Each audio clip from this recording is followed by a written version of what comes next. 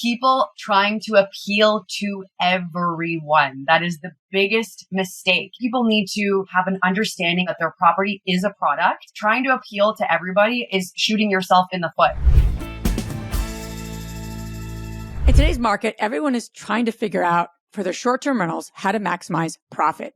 Well, you don't want to miss today's episode because we interview Heather and Erin, who have multiple properties in the US and in Canada. And you're going to learn how to transform your regular Airbnb or short-term rental into an experience where people can come over and over again. Welcome back, everyone. This is Liz. And this is Andressa. Welcome back to the Real Estate InvestHER Show. Last 5 years, we've made it our mission to empower women to live a financially free and balanced life. And we have two women on our show today that are doing that in their space of vacation rentals. So Erin, Heather, thank you so much for being on our show today. Thanks for having us. So let's jump in here because, women do not have time to waste. So we're going to get right to it. Heather, I'm going to direct this to you. So you have made it your business focus, like literally you very focused on maximizing profitability, which is important in any economy, especially right now, right? Where things are getting a little squeezed. And you've made your vacation rentals perform in the top 1% of the market or in the market it's in, which is not an easy feat. So love to hear from you. What does it actually look like? So it's about embracing the hospitality business as an investor. So that is doing amazing decor in your vacation rental. It's about providing an experience, and it's about utilizing the local businesses and activities around your vacation rental and integrating them into the property to really make it stand out and beat out all the competition. And there's a lot of changes happening in the market right now, right? We have a side of the population that it's saying that short-term rental is going to crash. The other side is like, yeah, I'm so excited about it because it's going to be a lot of opportunities. How do you guys see it? Let's go with you, Erin. Yeah, it's kind of one of those, it's different in many different markets because you're getting the new bylaws and rules coming in saying it needs to be, a little bit more monitored. You're having to pay like monthly fees and actually register as a short-term rental. So I think location has always been number one for sure. Like you want to pick a market that you are avoiding all of these kind of like drawbacks. But also just with people pivoting, a lot of people are newly interested in the short-term rental market. It's becoming overly like saturated in a way. So like Heather's saying, you need to find those ways that you can stand out.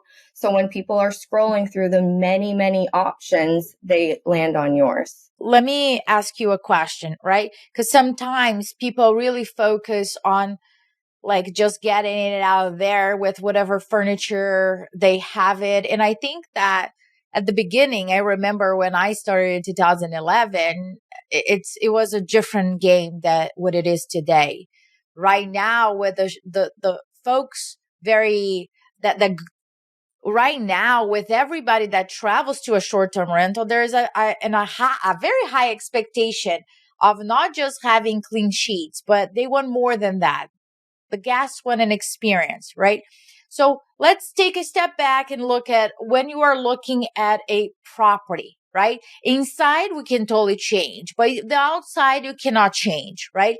So what are the exterior items or factors that you guys take in consideration when you are looking for a very specific like experience that you're looking to offer?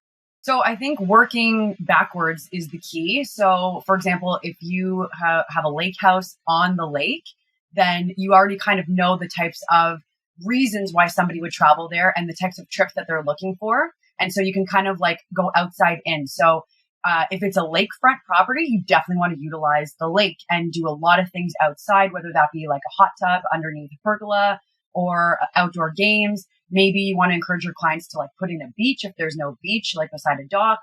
And just really thinking about like, okay, why are people going there? Is it to enjoy the lake and the view? Then play off of that. And so same thing goes with inside too. We actually recently had a client, or I guess we still have the client right now that we're doing their lake house, which is why I use this as an example. And they have floor to ceiling windows facing the lake. So in that case, we actually opted to do no window coverings there because it's private enough that they didn't need the privacy, but we wanted to allow that lake to come in. And so when you kind of walk into the living space, all you see is blue water. And that, again, is an experience, right? You don't want curtains like closing that off. So I guess to answer your question, just really working outside in and working off of what you have in the area of where the property is. Just to follow up on that, right? So where my head goes is you can get crazy with these types of properties, right? You can put the hot tub in and then as you're saying things, it's like the dollar signs start to just cha-ching, cha-ching, and in terms of like cost, right? So my question is, as investors, right? We're trying to maximize profitability. We're balancing having this experience. So we do go, we do hedge and have more eyeballs on our property than others and manage our costs, right? So we all know that we don't want to over improve a property. I'm more like a long-term investor. So the last thing we want to do is over improve. So how do you balance that? How do you balance that financially even? Like, okay, hot tub's going to cost me X. That's going to put maybe $30 more in my pocket per stay. I mean, is there like an equation? How do you balance those two pieces? A lot of the times what Heather and I can do is it's with real estate anyways, you're looking at your direct comparables. So look at the highest producing properties in the area that are around your place. And you can see kind of the amenities that they have and put those on like a top tier of, okay, we should probably have those because those are the reasons why they're outperforming every other, short-term rental in the area. However, you also can keep in mind, like we are investors. We all just don't have lots of money to throw into a property and it's a long-term game. So when you knock off those like very important items, you can always add on later down the road, right? So maybe you don't start with a hot tub right up like the hop, but it's not to say that you don't have to add that later on. So you can start with kind of like the games, or if it's a lake house, you can have like the kayaks and whatnot.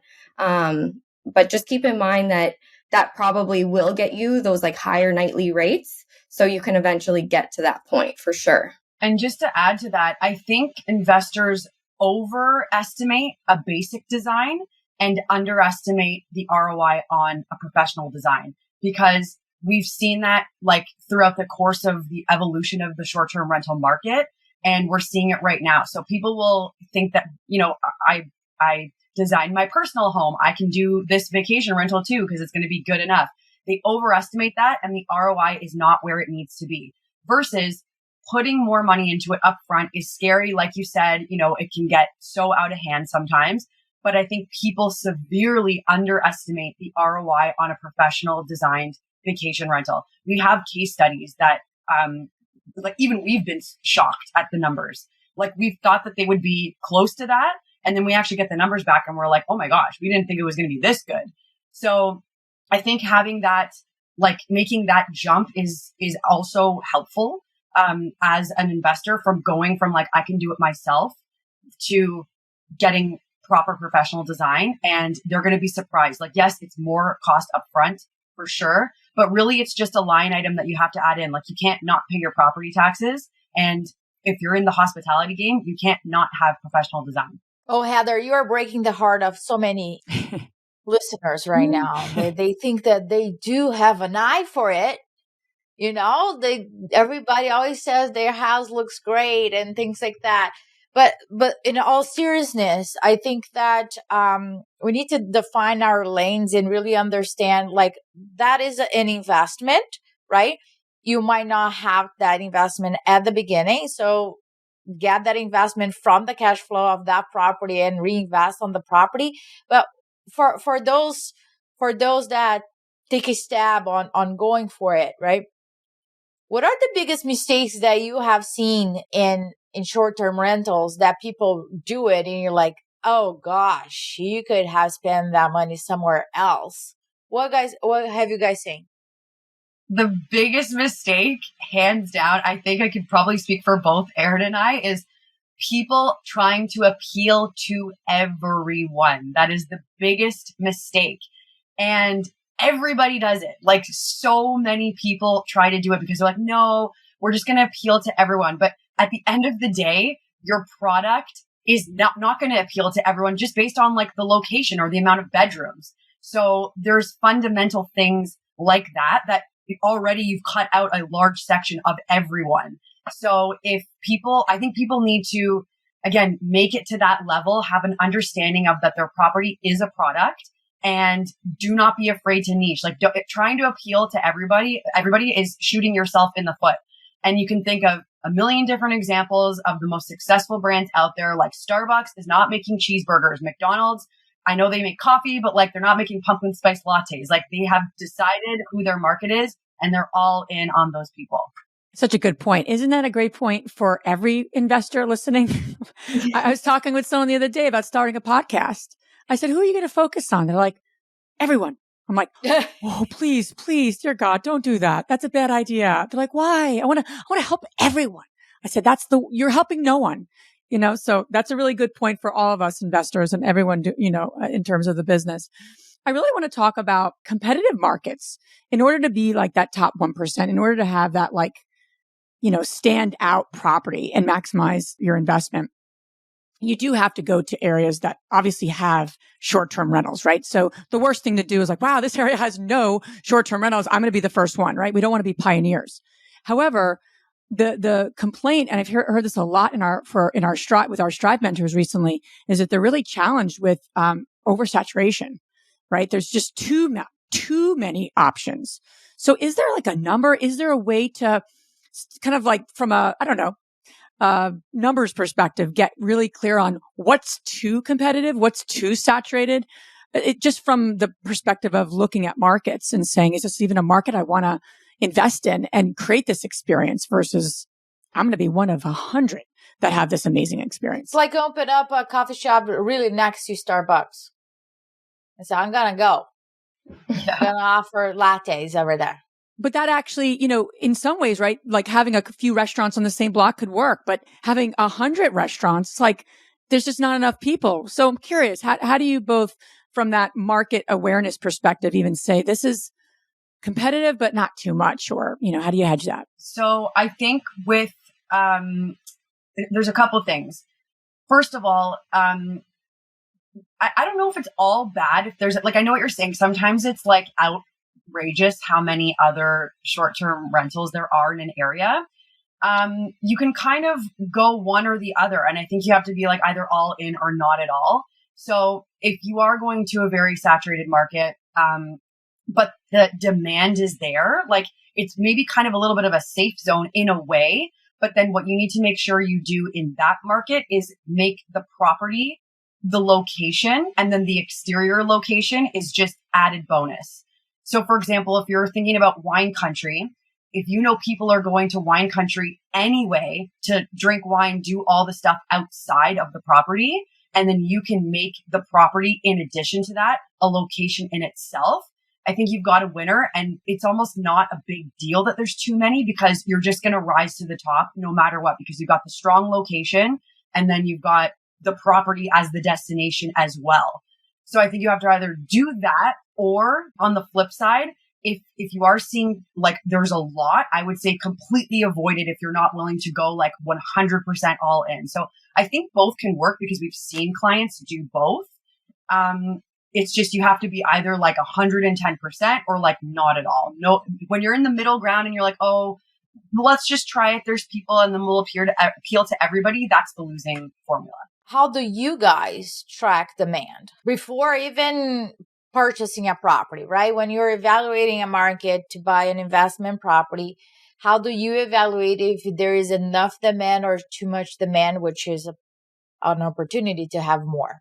I think it just comes down to like your numbers and your purchasing capabilities. When you're looking at a vacation rental, like Heather said, you want to make sure that you're bringing that experience. So going to like a big city, you're going to already have that demand, hands down. But again, it's finding ways that are specific for you to kind of niche and really draw in those quality bookings. I would say it's not so much like a quantity game, like, because you want to also have quality. Your number one thing is having quality bookings. You want to have high nightly rates and you want to have guests that stay for longer periods of time. So I think it's more about just finding that like happy medium and then using platforms such as like AirDNA, just doing your normal comps on Airbnb and all of the booking sites where you can compare and then kind of figure out where you want to go from there. Let's pick up a market I have no idea. Let's say Colorado. No idea, right? And then somebody brings the deal to me. I want to make sure that before I purchase the property, that there is enough demand there from a guest perspective, right? So before I even purchase, I didn't even purchase. I am looking to create a very nice experience. I've seen other properties around, but as Liz was saying, I don't know if the market in Colorado is saturated right now, right? The economy is changing, so I am more conscious than what I was before. So how do you guys really access or evaluate the demand from a guest perspective before you purchase? You want to break it down to really understand who is your target market. So there's ways that you can figure that out. Is there a massive airport there? Like, what are the reasons why people are traveling there? Who is traveling there? Is it families? Is it young professionals there for conferences?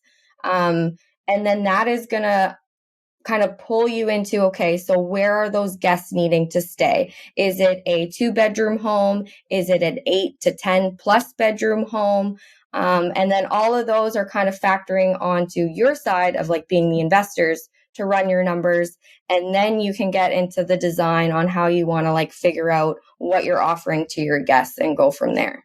In addition to that, we utilize social media a lot for research. So you could, like you mentioned Colorado, immediately I would jump on TikTok, type in hashtag Colorado or hashtag travel to Colorado, and just start scrolling and seeing like what kind of people are going there. Is their interest? The top travel influencers, they're going to seek out the best places that exist right now. So where are they staying? Is it mediocre? Is it amazing? That's also going to give you an idea of what's out there in addition to AirDNA, and then also doing the research that Erin just talked about. But don't underestimate social media. And TikTok especially is a search engine. I think people think it's like more of an Instagram app. You can use Instagram too, but TikTok will give you so much information in such a small amount of time. And we utilize that a lot to see even what's around. Like we had a client this summer in Des Moines, Iowa. So not necessarily like, a super hot travel destination, but we went on TikTok and saw that there actually is a very busy hub. Really, it was 5 minutes from our client's Airbnb. There was like this new puppy and beer bar that was just opening. And like, you can kind of get all of that those little information pieces surrounding the different markets that you're looking at. And then if you've got a draw like that, or even like a carnival, or just those little local things that Google won't necessarily tell you, that's going to be a very big asset for you while doing your market research. I'll just throw in one quick tip that I usually use as an investor to evaluate that. So I turn you can go on VRBO or any other platform, but for Airbnb, for example, right? I turn from host to a guest, and then I go to my competitors and I try to book. So I can see how far they are booked. It's great news for me when I see 3 months ahead of everybody around completely booked. That tells me a lot. If I go there and they are 3 months ahead and there's crickets and there is a lot of like different promotions going on with pricing, that it's a red flag to me. So you can really gather from that perspective as well and see the seasons, right? It is like, this is a high season, this is a low season. I think people underestimate the seasons depending where you are. I'm not talking about you have a beach house. Of course, summer is the highest season. That's one thing. Every single market have different types of seasons, right? Depending on concerts, football or whatever those seasons are, and they might change. If you're in a high, like high traffic area like Philadelphia. There's always something going on. But even though we can see a dip because of the weather, right? People are no longer traveling so much. They rather do different things. But for you guys as investors, right? You mentioned a little bit before, and I want to just get back to that.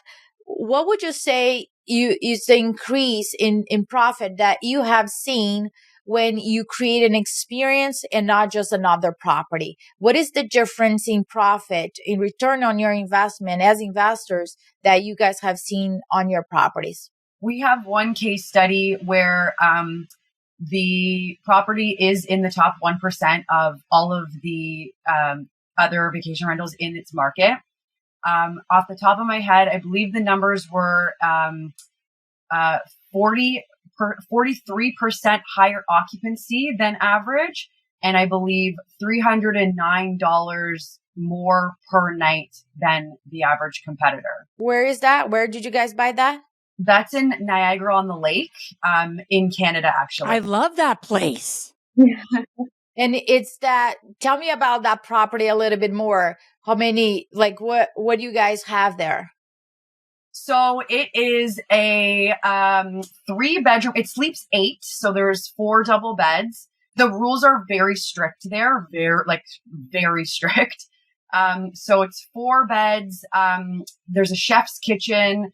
That property also has a private chef, linked into the property. So like as soon as the guests book, they get the experiences menu emailed to them, and there's like 101 things to do.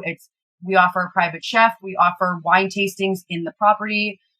There's a whole list of things that we've incorporated with the surrounding town. So there's a chef kitchen. There's a glam room. So a full glam bar where women can sit, get ready, do their makeup. And we also have hair and makeup that is on our experience menu that they can order and have the glam team come to the house. So it is and that market does attract a lot of wedding stuff and bachelorette parties. So that was the reason for us including those types of amenities in the property. There's also tons of photo ops because it's attracting groups of women. So women love to get together and take a photo, right? So right when you walk into that property, there's also a name. It's called the Rose House. So naming your properties is also a good idea as well, if it makes sense. You walk in, the hero wall, if you will, is floor to ceiling pink roses. And then there's a champagne ski for 8. And it's all rose gold champagne glasses. So right when you walk in, you're inundated with this neon sign on this pink rosé wall, and you can pop a bottle within seconds of being in the property, pour champagne for your friends, and have a moment and experience. And it's just an amazing way to kick off your weekend or your stay. So that's actually another thing too, is try to at least give an experience from the first second of the first impressions are everything. Everybody knows that saying. Don't save it all for the backyard, right? Because you want it's great, but you want them to walk in and be wow, jaws dropped immediately. So that's an example of one. Sorry, what was your question again though? I'm just getting ahead of myself here. I wanted to dive in a little bit deeper on when you're mentioning the experience and different partnerships that you do, right? I think that for the folks that have either a beach house or a lake house, they're yeah, we're good here. We can offer an experience. But for the folks that are in Philadelphia or high metro areas, they're it's a square and we have roads and traffic and not sure if they sit down outside, they're going to see a lot of traffic and noise. So it's a great location, but they cannot have that. But I love what you're saying though about the what you're offering in terms of partnerships with other local businesses and people. Oh my God, I don't want to research anything. I want to just have it it's here for you. We did the work. So in terms of partnerships with other businesses, like the chef, for example, what you guys have seen that really worked well for your guests? So the chef is like number one for sure. Also think about like, so I'll just use this, like the Rosé House again as an example. Think about why your guests are going there, like we've been saying. And a lot of girls do like bridesmaid proposals, for example. So it's a bride asking her bridesmaids if they'll be her bridesmaids. So, oh wow, that's a thing.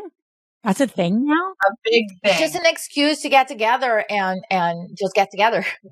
Yeah, a very big thing. Even like promposals for like younger kids. I mean, we're not obviously targeting them because they're in high school, but like, Lord, I'm not ready for that. But go on. Yeah, there's a lot of that type of stuff. So, think about like, okay, what do like these women want? Like just the most beautiful photo ever of this memory. So like another experience that we have is a balloon vendor. So they'll come and do balloon garlands, balloon ceilings. So like we have somebody that will come and put balloons on the whole ceiling, and it's just this like magical moment, and it makes for great reels, great photos. The chef is amazing. Everyone always wants to eat. Wine tastings are good too. Things that can come in, things that can make the property the destination. So especially in a property that is maybe close to Philadelphia or like in more of a winter market that doesn't necessarily have access to ski hills, you want like that's a huge complaint and sort of fear that we have. A lot of people asking us, you know, how do my property's not near a ski hill and I don't have a hot tub. How can I draw people to my property during the winter time? Well, if you offer like this property that we've been talking about, you can book a stay there for 2 nights, 3 days and never leave the property. And you can have a full weekend of like fun and experiences because we offer every single thing to come to the property and make it the experience there. So indoor picnics, yoga, like we could go on and on and on and on. We offer all of that stuff. So just thinking about like, forget, like you could be in the middle of rural wherever. I mean, maybe that's not the best place to have an Airbnb, but if you do, if you have those kinds of people going to that property and like wanting to stay there, then just start offering, think about what you can do inside the house, right? And offering as many of those things as possible and put it on a nice menu and make it easy for them to, you know, access it. Because even like you said, people are lazy to research. I am. And then even if you are a researcher, you might not know, like if you're not from Colorado, you like there's people that'll say, you know, Colorado area, but really they're an hour away. So you don't know, like, is this too far for them to come? Like, it's just too much. It's too much research and stuff. Yeah, I love that. You said a lot there. I just want to highlight a few key things because a lot of the women listening are like running on the treadmill or doing something. So number one, having a wow factor. I think that's really important. Andres and I flipped a number of houses together, and you always want that wow factor, not in the backyard when they walk in, especially when you're renovating a house. So that's really, really key. Second thing I want to share is answering the question is, we know who's your avatar, but I love what you said. Why are they coming here? Why is my avatar coming here? Now they're going to come for different reasons, but there's probably a few high level 1, 2, 3 reasons for them to book your property in that location. And so I love that question, and then being able to answer that question and then get the amenities and the support to do that. The other thing you said that I think was beautiful, Andressa is amazing at this, but like wherever we go, she's like, where's there a good photo op? Liz, come on. Your arms look really weird. She's like, I think she's like a walking, I don't know what you are, but you always, you see through that social media. I think some people don't think that way, and I don't necessarily, but I'm training myself. So I love what you're saying is, how can we create a social media experience, like a social media opportunity? So right when you walked into that property, people are taking pictures and they're going to share that because it's cool. It's different. Great idea. And I think we need to think that way because that is how people are going to share, right? They're going to share their experience. So I just wanted to highlight a few of those key things you said. I thought those are really important. Great stuff. Heather and Erin, appreciate your sharing today. Where can the ladies listening learn more about what you're up to? So we're on TikTok and we're on Instagram. So we're at Pink Wall Designs. And then we do offer free consultations just if anyone does want to hop on a quick call. If you already have, a short-term rental that does need that wow factor, we offer that as well to all of our people that want to meet us. Awesome. All this information you guys can find on our show notes. Now we're going to transition to our fabulous 3 questions, and you guys can pick which one Which answer you guys gonna go? The first one is, what's the most transformational book you ever read? Ooh. Any Tony Robbins book. Yeah. Yep. Me as well. I've got like a whole bookshelf behind me, but Tony Robbins is number one. Got it. The second question is, what is the most powerful routine that you do to create a financially free and balanced life, whatever balance means to you? For me, it's so simple, and this is a lot of people's answers, but I truly every day I take a couple of deep breaths, like at some point in the day, like maybe it's 10 deep breaths where like they're slow and I'm not interrupted. I'm trying to train my daughter to do it with me too, but slow, deep breaths, and then just rattle off, like I rattle off things that I'm grateful for. Like I'll be like, thank you so much for my home, my business, my family, my health. Like I kind of just rattle those things off. And I think it does make a difference just realizing, what you should be grateful for and, taking some deep breaths, like absorbing into your body. And then it sometimes is 5 minutes long, but it's not, I think it makes an impact. Awesome. And last question, which woman, famous or not, has inspired you the most? Erin. Oh, what? I'm saying my business partner, Erin. Honestly, we do. Like in a way, we push one another. So it is amazing that we have met. It is. She's the best business partner I could ever ask for. And she truly does inspire me. And in ways that like we have a lot that is the same, but then we also have very complementing talents. And I'm amazed by her every day. Heather, Erin, thank you so much for being on our show. Thanks for sharing your suggestions and wisdom with our community. We appreciate your time. Thanks so much for having us. We appreciate it. Thank you both.